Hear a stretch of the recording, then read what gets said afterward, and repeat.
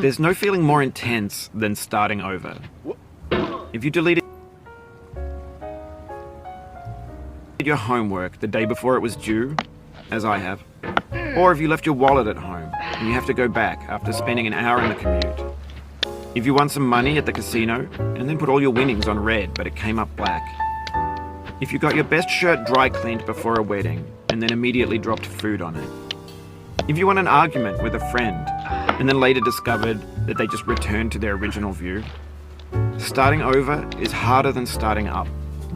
If you're not ready for that, like if you've already had a bad day, then what you're about to go through might be too much. Feel free to go away and come back. I'll be here. Alright, thanks for coming with me on this trip. I'll understand if you have to take a break at any point. Just find a safe place to stop and quit the game. And don't worry, I'll save your progress, always. Even your mistakes.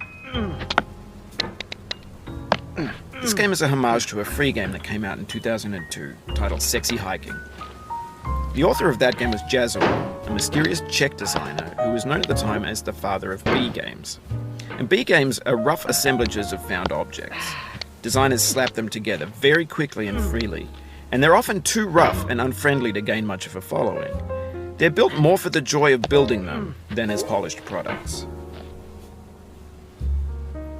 In a certain way, Sexy Hiking is the perfect embodiment of a B game. It's built almost entirely out of found and recycled parts, and it's one of the most unusual and unfriendly games of its time.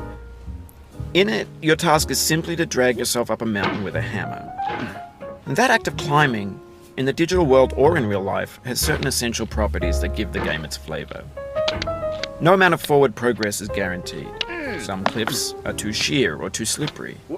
And the player is constantly, unremittingly in danger of falling and losing everything. Anyway, when you start Sexy Hiking, you're standing next to this dead tree that blocks the way to the entire rest of the game. It might take you an hour to get over that tree, and a lot of people never got past it. You prod and you poke at it, exploring the limits of your reach and your strength, trying to find a way up and